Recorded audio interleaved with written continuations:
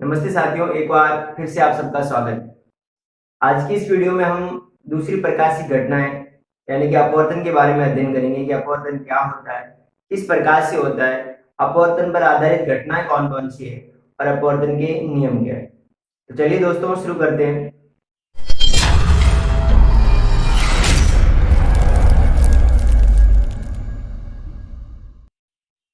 Board की तरफ ध्यान दीजिएगा। सबसे पहले प्रकाश का अपवर्तन। हम परावर्तन के बारे में पढ़ चुके हैं। अभी दूसरी घटना है जो प्रकाश पर आधारित है। दूसरी प्रकार की घटना है अपवर्तन, जिसे इंग्लिश में बोलते हैं रिफ्रैक्शन।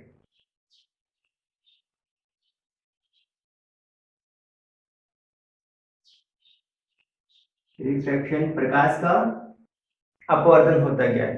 तो परावर्तन की घटना में हमने पढ़ा था कि परावर्तन के लिए हमें एक अपारदर्शी माध्यम की जरूरत होती है कि एक अपारदर्शी सतह चाहिए जहां से प्रकाश टकरा के वापस आता हो। लेकिन अपवर्तन में क्या होता है कि एक पारदर्शी माध्यम होता है जिससे पार करके प्रकाश की किरण एक माध्यम से दूसरे माध्यम में जाती है। तो होता क्या है, जब देखिएगा, जैसे मान लीजिए आपके पास इस प्रकार से ये परावर्तक अपवर्तक सतह है, इसके इस तरफ एक अलग माध्यम है और इस तरफ भी एक अलग माध्यम। ये माध्यम 1 और ये माध्यम 2 है। अब ये जो आपके बीच में आपकी जो सतह है ये एक अपारदर्शी सतह है जिससे प्रकाश की किरण आर पार जा सकती है। अब होगा क्या कि जब भी कोई प्रकाश की किरण इस सतह के ऊपर आपतित होगी, ठीक है, तो ये इसे पार करके आगे जाएगी। तो जैसे इसे पार करके आगे जाएगी तो इसकी स्थिति में हल्का सा इनका जो इसका जो पथ है उस पथ में हल्का सा क्या हो जाएगा, विचलन हो जाएगा। ठीक है, यानी प्रकाश की किरण इस माध्यम से इस माध्यम में आ रही है तो उसके पथ में हल्का सा विचलन हो रहा है। हालांकि होना क्या चाहिए था, इस प्रकाश की किरण को इस प्रकाश से सीधा निकल जाना चाहिए था, लेकिन ये सीधी ना निकल करके क्या हो रहा है, इसके पथ में हल्का सा विचलन हो रहा है, या उस तरफ जाएगी या फिर इस तरफ आएगी। यही घटना आपकी क्या कहलाती है, अपवर्तन कहलाती है। परिभाषा को ध्यान से सुनिएगा कि परिभाषा क्या है कि जब प्रकाश की किरण एक माध्यम से दूसरे माध्यम में प्रवेश करती है तो दोनों माध्यमों को पृथक करने वाली सतह पर प्रकाश किरण अपने पथ से विचलित हो जाती है। इस घटना को प्रकाश का अपवर्तन कहते हैं। चलिएगा मैं इसकी परिभाषा लिख रहा हूं कि जब प्रकाश की किरण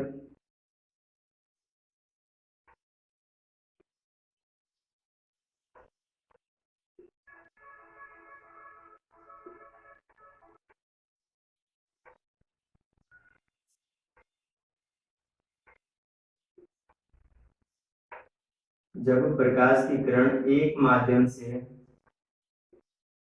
दूसरे माध्यम में प्रवेश करती है,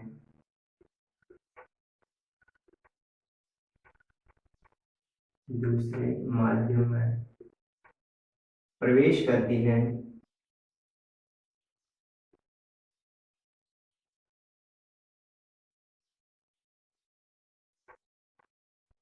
प्रवेश करती है तो दोनों माध्यमों को पृथक करने वाली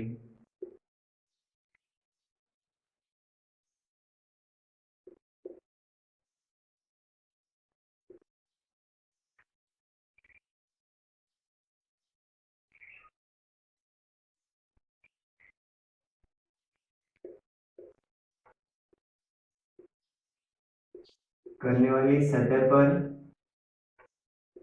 प्रकाश किरण अपने पथ से, पथ का मतलब रास्ता है या फिर मार्ग, ठीक है, अपने पथ से विचलित हो जाती है। ठीक है ना, उसका रास्ता जो परिवर्तित हो जाता है,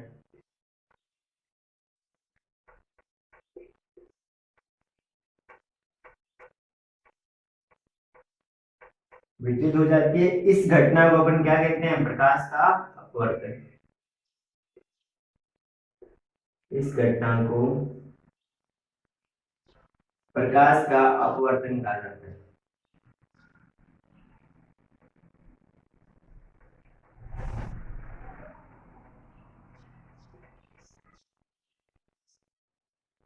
अपवर्तन कहते हैं, ठीक है। तो ये है अपवर्तन। यानी जब प्रकाश की किरण एक माध्यम से दूसरे माध्यम में प्रवेश करती है तो दोनों माध्यमों को पृथक करने वाली सतह पर प्रकाश किरण अपने पथ से विचलित हो जाती है। इस घटना को अपन क्या कहते हैं? प्रकाश का अपवर्तन। यानी प्रकाश की किरण जो उसका रास्ता चेंज हो जाता है, इसी चेंज होने के लिए उसके पथ के परिवर्तन होने की घटना को अपन क्या कहते हैं? प्रकाश का अपवर्तन। अब दूसरा देखिएगा अपवर्तन के नियम। प्रकाश के अपवर्तन के नियम, जैसे अपन ने परावर्तन के नियम पढ़े थे उसी प्रकार से अपवर्तन के भी क्या है? कुछ नियम है, दो नियम ही है। और वो दोनों नियम कौन कौन से हैं ध्यान से देखिएगा। सबसे पहला नियम, अब देखो हम जानते हैं कि जो प्रकाश की किरण आ रही है, आपतित हो रही है, उस किरण को अपन क्या बोलते हैं? आपतित किरण।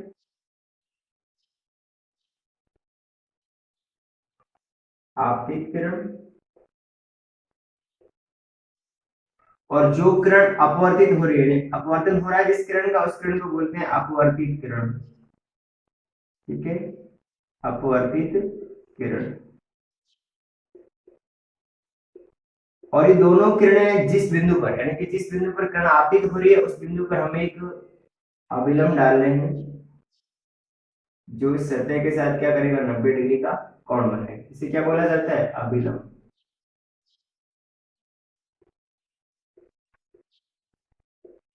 ठीक है। अब प्रकाश के अपवर्तन का पहला नियम क्या कहते हैं? कि आपतित किरण, अपवर्तित किरण तथा अभिलंब तीनों एक ही सतह पर स्थित होगी। देखिएगा, तीनों एक ही सतह पर स्थित है कि नहीं? इसी सतह पर स्थित है, चाहे वो इस तरफ हो या फिर इस तरफ हो।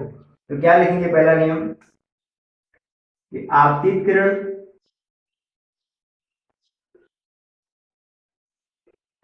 आपतित किरण, अपवर्तित किरण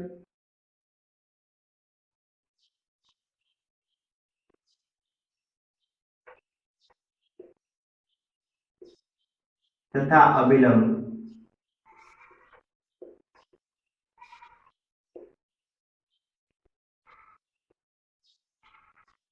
तीनों एक ही सतह पर स्थित होते हैं।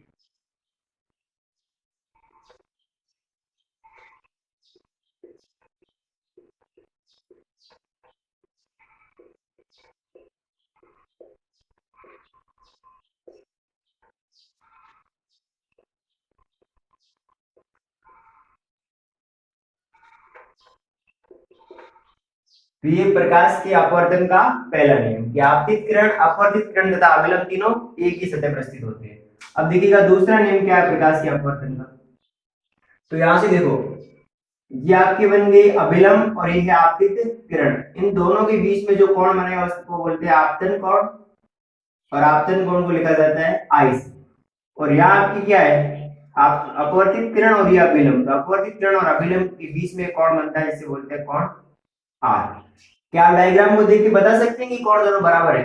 नहीं है, क्योंकि अपवर्तन की घटना में जो अपन पढ़ते हैं ना, परावर्तन की घटना, परावर्तन में आपतन कोण और परावर्तन कोण बराबर होते हैं, लेकिन अपवर्तन की घटना में आपतित कोण और अपवर्तित कोण बराबर नहीं होते।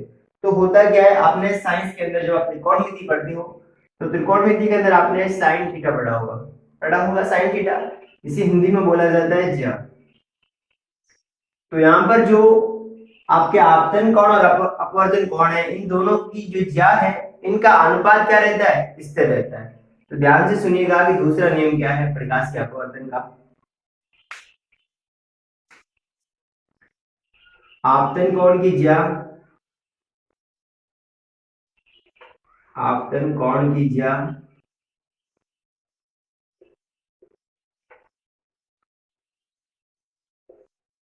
ज्या का मतलब साइन थीटा। आपतन कोण की ज्या तथा अपवर्तन कोण की ज्या,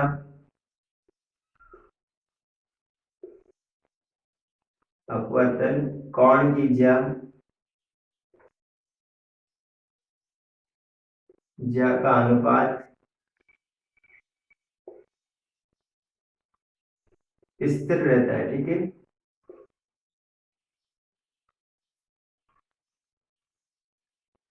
आपतन कोण की ज्या और अपवर्तन कोण की ज्या जो है, इन दोनों का अनुपात जो है वो क्या रहता है, एक स्थिरांक होता है, स्थिर रहता है, नियत रहता है। अर्थात आपकी साइन आई का मतलब क्या हुआ, आपतन कोण की ज्या, और दूसरा आपके साइन आर का मतलब क्या हुआ, अपवर्तन कोण की ज्या। इन दोनों का जो अनुपात है वो क्या रहता है, स्थिर, यानी कि स्थिरांक के बराबर होते हैं।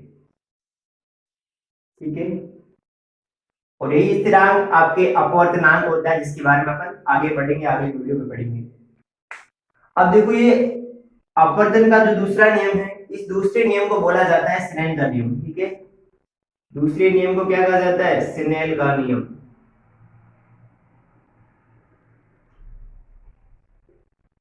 अब अगर एग्जाम में प्रश्न आता है 1 नंबर का कि स्नेल का नियम किसे कहते हैं, तो आपको प्रकाश के अपवर्तन का दूसरा नियम लिखना है कि आपतन कोण की ज्या तथा अपवर्तन कोण की ज्या का अनुपात स्थिर होता है, अर्थात साइन आर बटे साइन आई बटे sine R is equal to constant. ठीक है, तो ये है आपके प्रकाश का अपवर्तन तथा उसके नियम। तो मैं एक बार रिपीट कर रहा हूं वापस कि प्रकाश का अपवर्तन किससे कहते हैं।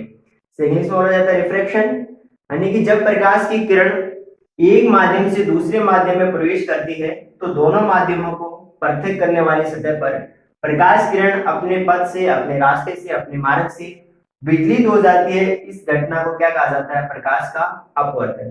प्रकाश के अपवर्तन के भी दो नियम हैं। पहला नियम आपतित किरण, अपवर्तित किरण तथा अभिलंब, ये तीनों एक ही सतह पर स्थित होते हैं। दूसरा नियम आपतन कोण की ज्या तथा अपवर्तन कोण की ज्या का जो अनुपात है वो स्थिर होता है, अर्थात साइन आई बटे साइन आर का जो मान है वो एक स्थिरांक के बराबर होता है। अपवर्तन के इस दूसरे नियम को स्नेल का नियम भी कहा जाता है। ठीक है, देखो यहाँ जो आपकी स्थिरांक है ये अपवर्तनांक के बराबर होता है। ठीक है, जिसके बारे में अपन आगे पढ़ेंगे, नेक्स्ट वीडियो में चर्चा करेंगे। हमारे दैनिक जीवन में ऐसी कई घटनाएं घटित होती है जो अपवर्तन के सिद्धांत पर आधारित होती है, लेकिन हम उन्हें अनुभव नहीं कर पाते, समझ नहीं पाते हैं कि अपवर्तन पर आधारित घटनाएं कैसे है। तो अब अपन कुछ घटनाएं पढ़ रहे हैं जो क्या है, अपवर्तन पर आधारित है, यानी अपवर्तन पर आधारित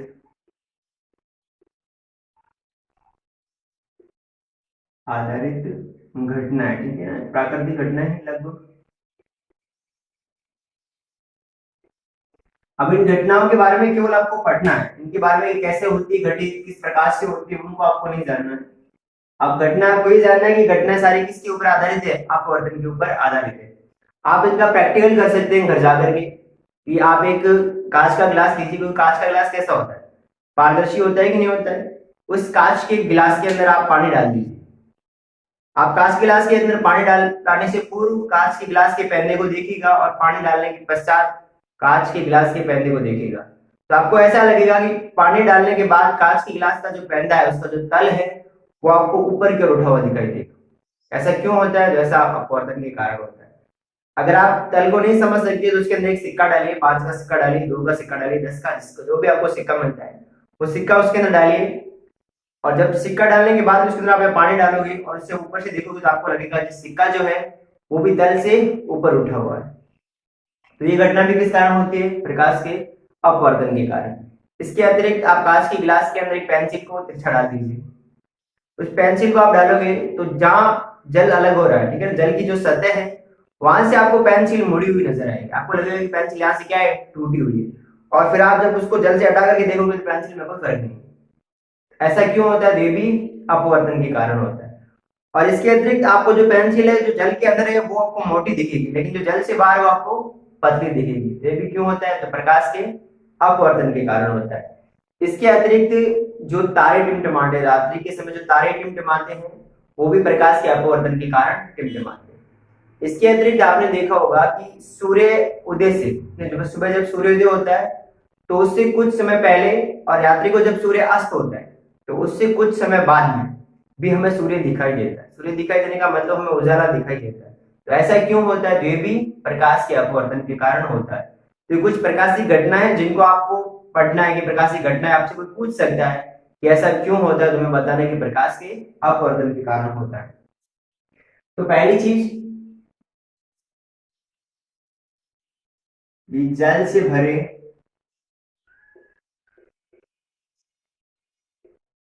जल से भरे कांच के पात्र का, कांच के पात्र के तल का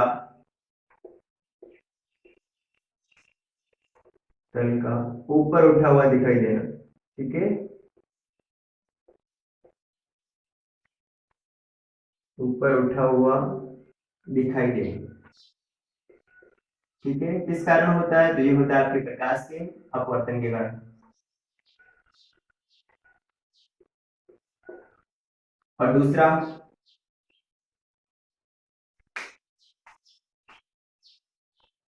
ये जल से भरे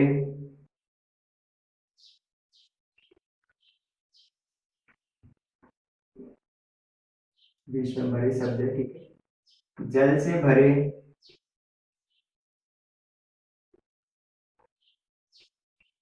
कांच के पात्र या कांच के गिलास, आप कुछ भी ले सकते हो। जल से भरे कांच के गिलास, गिलास में रखे सिक्के का, रखे सिक्के का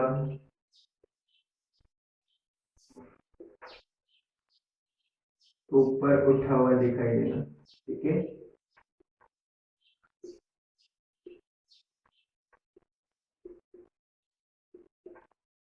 ये भी घटना आपके प्रकाश के अपवर्तन के कारण होती है।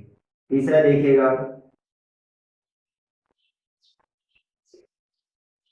जल से भरे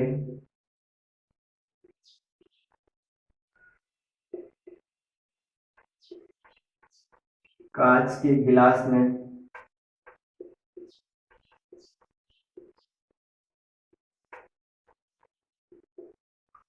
कांच के गिलास में रखी हुई पेंसिल का, रखी हुई पेंसिल, आप पेंसिल, लकड़ी, स्केल कुछ भी डाल सकते हो। ठीक है, रखी हुई पेंसिल का, पेंसिल का मुड़ा हुआ दिखाई देना। ठीक है, मुड़ा हुआ दिखाई देना।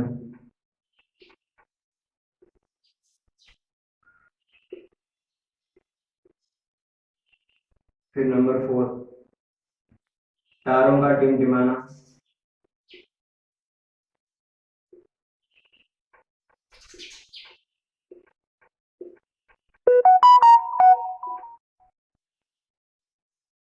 नेक्स्ट आप लिख सकते हो, सूर्योदय से पहले,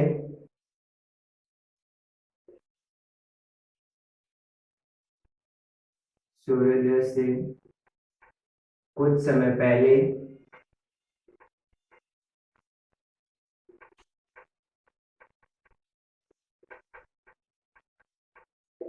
तथा सूर्यास्त के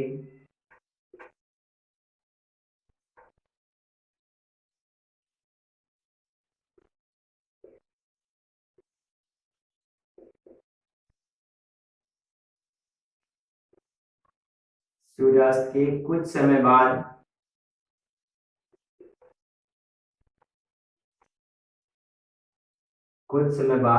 सूर्य का दिखाई देना।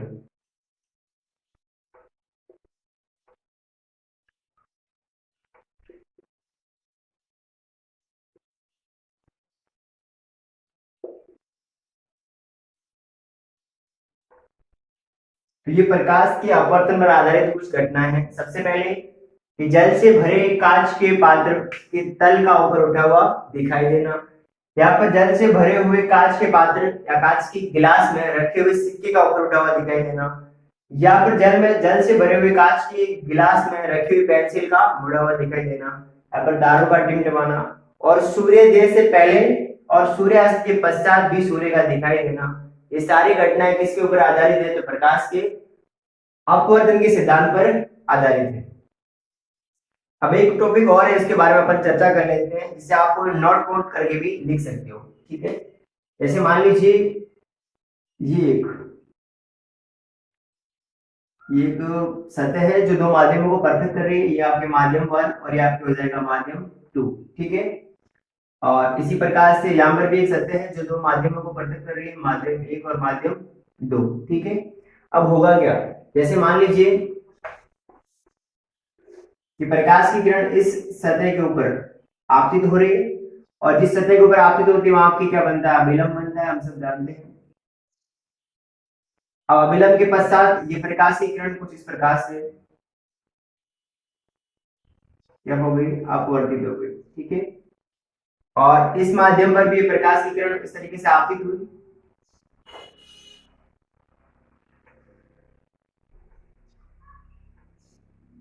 अब ये भी प्रकाश की किरण जहां आपतित हो रही है वहां आपकी क्या बनेगा, अभिलंब, ठीक है, बन गया अभिलंब। अब ये भी प्रकाश की किरण यहां से क्या हो जाएगी, अपवर्तित हो रही है, अपवर्तित, हल्की से अपवर्तित करनी है अपने को, यानी कुछ इस प्रकार से किरण जो क्या हो गई, अपवर्तित। अब इन दोनों डायग्राम के अंदर आपको कुछ फर्क नजर आ रहा है क्या? देखो यहां से जो अपवर्तित किरण है वो अभिलंब की तरफ जा रही है, लेकिन यहां से जो अपवर्तित किरण है वो अभिलंब से दूर जा रही है। तो ऐसा क्यों होता है? ऐसा होता है माध्यम की प्रकृति के कारण। किस कारण होता है? माध्यम की प्रकृति के कारण। आप हिंदी के दो शब्दों से परिचित होंगे, एक विरल और दूसरा सघन, ठीक है। एक शब्द है आपकी विरल, दूसरा है सघन। इन दोनों शब्दों से आप परिचित होंगे कि विरल और सघन क्या होता है, ठीक है ना। ये दोनों माध्यमों की प्रकृति है। विरल माध्यम का मतलब एक ऐसा माध्यम जिसके जो कण होते हैं वो दूर दूर होते हैं, जहाँ प्रकाश जो आसानी से गति कर सकता है। और जो सघन माध्यम है उसमें कण क्या होंगे, बहुत पास पास होंगे, तो वहां से प्रकाश को गुजरने में क्या होगी, दिक्कत होगी। ऐसे हमें घने जंगल में गुजरने में दिक्कत होती है और खुले रास्ते पे अपन आसानी से जा सकते हैं। तो यही होता है विरल और सघन। अब ये जो डिपेंड करता है वो आपकी विरल और सघन माध्यम के ऊपर ही डिपेंड करता है। अब होगा क्या कि जब भी प्रकाश की किरण विरल माध्यम से सघन माध्यम में जाएगी, ठीक है, जब भी प्रकाश की किरण विरल माध्यम से सघन माध्यम में जाएगी तो वह अभिलंब की तरफ झुक जाएगी। यहाँ पर ऐसा ही हो रहा है कि नहीं हो रहा है? यहाँ पे प्रकाश की किरण कहाँ जा रही है, अभिलंब की तरफ झुक रही है। इसका मतलब ये प्रकाश की किरण कहां से कहां जा रही है, तो विरल माध्यम से सघन माध्यम। तो आप नोट पॉइंट लिख सकते हो कि जब प्रकाश की किरण विरल माध्यम से सघन माध्यम में प्रवेश करती है तो अपवर्तन के पश्चात प्रकाश किरण अभिलंब की ओर झुक जाती है, ठीक है। अब दूसरा, यहां पर क्या हो रहा है, प्रकाश की किरण अभिलंब से दूर जा रही है, ठीक है, यानी उसकी गति करने में उसे आसानी हो रही। तो यहाँ इसका उल्टा हो जाएगा, यानी प्रकाश की किरण जो है वो आपकी सघन से विरल में जा रही है, ठीक है। तो इसका भी आप नोट पॉइंट लिख सकते हो। नोट पॉइंट नंबर 2 लिखिएगा कि जब प्रकाश की किरण सघन माध्यम से विरल माध्यम में प्रवेश करती है तो अपवर्तन के पश्चात प्रकाश किरण अभिलंब से दूर हट जाती है, ठीक है। दोनों टॉप टॉप क्वेश्चन, दोनों पॉइंट जो आपको अच्छे से समझ में आए होंगे। मैं एक बार फिर से रिपीट कर रहा हूं कि जब प्रकाश की किरण विरल माध्यम से सघन माध्यम में प्रवेश करती है तो अपवर्तन के पश्चात प्रकाश किरण अभिलंब की ओर झुक जाती है। और दूसरा पॉइंट आपको लिखना है कि जब प्रकाश किरण सघन माध्यम से विरल माध्यम में प्रवेश करती है तो अपवर्तन के पश्चात प्रकाश किरण अभिलंब से दूर हट जाती है। तो आशा करते हैं आपको ये सब समझ में आया होगा। अगर समझ में आया तो प्लीज लाइक शेयर और सब्सक्राइब कीजिए। मिलते हैं अगली वीडियो में, तब तक के लिए धन्यवाद। जय हिंद।